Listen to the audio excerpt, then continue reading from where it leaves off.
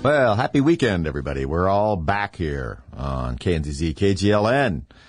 I welcome you all to our show again this week. Thanks a lot for staying with us.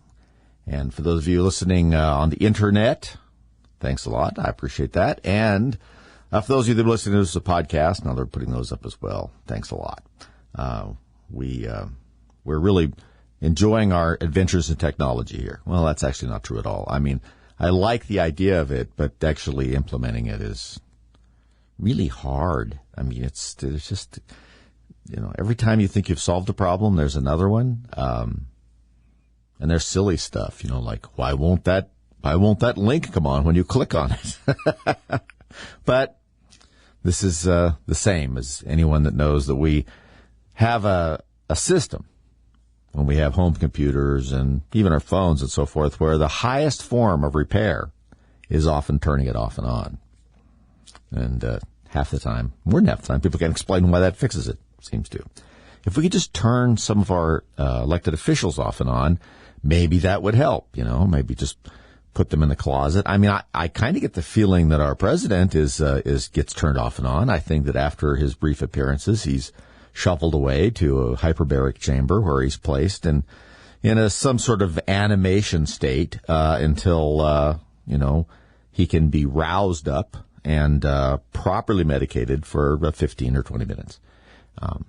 I wonder how long they had to prepare him to get on that bicycle last weekend. That had to have been, he probably rode a full 40 or 50 yards in that before they had to pull him off and get that oxygen tank on him. But anyway, by the way, I don't want to disappoint anybody or surprise you, but I've been thinking about this a lot, and I don't think Joe Biden's doing a very good job. We have so many things to talk about, folks, as all you know. I mean, sometimes you have just a plethora of topics. I'm getting a hat, and I'm just tearing up little pieces of paper and writing different things about what's going wrong in the country. And then we just kind of reach in and pull a topic out. I mean, that's how easy it is. But there are good things that we can, and sometimes just tiny little things can make us happy. For instance, Friday night. No, it wasn't Friday night because that was last night. Thursday night. Douglas Murray, one of my very favorite authors and just a brilliant guy who I'm certain I've worn out my welcome with listeners, talking about him. Not nearly as much as I've worn out my welcome talking about Victor Davis Hanson, but Douglas Murray's starting to get up there. He's was on Gutfeld on Fox, which is a fun show to watch. And I was so pleased to see he was here, and they said that he's moved to the United States for at least a few years here, and that means he should be appearing more. And he's a brilliant guy, and it's always, I think, important for us to find people that make us think and who say things that we've been trying to articulate in our own minds, and they're there. It's very similar to that thing where someone's talking about a movie and you remember an actor in it and you start to say the actor's name, and oh yeah, and then can't get the rest out. It's in there, it's bouncing around, and oftentimes you have that frustrating feeling where you know all sorts of ancillary facts about this person, like other movies they were in, who they're married to. I mean, just crazy things. Can't get their name out. And that happens to all of us about all sorts of things. And sometimes you run across, someone on the radio, someone you're reading, someone who's, speaking, and they articulate something that has been bouncing in your head and it just hasn't made its way towards the front. And they pull that forward because they've articulated it so well. Anytime you find anyone like that, try and find a few minutes every day or every couple of days or something to indulge yourself in reading what they have to say, listening to what they have to say, or whatever. I mean, I really discovered that with Eric Hoffer, the great longshoreman / philosopher / sociology type who wrote True Believer, The Temper of Our Time, and all those other things. I found him fascinating. When I read The True Believer years ago, it just spoke to me in a way that was, you nod as you read. Right? I mean, you're like, oh yeah, that's right. Like they were your ideas. I mean, they just seem so clear. And so much better articulated than I would. And that puts you on a path, doesn't it? Puts you on a path of thinking about things in a certain way. You're like, well, I hadn't thought about it quite that way before. Or, yeah, these things do sort of hang together. There is a linkage there that I think I dimly saw, and now it's been revealed. This is an incredible experience in terms of not only helping you understand the world around you and being more active and being able to change your world, because now you have a clearer picture of it. Not only a clear picture of what's happening, but sometimes a more clear picture of what maybe needs to be done to correct it. You know, we're only on this earth for a short time. And I think that revelation in ourselves like that is important towards our development. You know, I mean, there's an idea I sort of had, and I got it from reading Thomas Merton, I think, who was a big leftist, sort of. I want to say sort of because he was a Trappist monk. And he wrote a book that was very famous at the time, and I think people still read it, called The Seven-Story Mountain. And it's about his journey from being a person in society who was not particularly religious, did not feel any real calling or closeness to God, and yet became attracted to it and found himself going to Mass, and just it was inexplicable to him.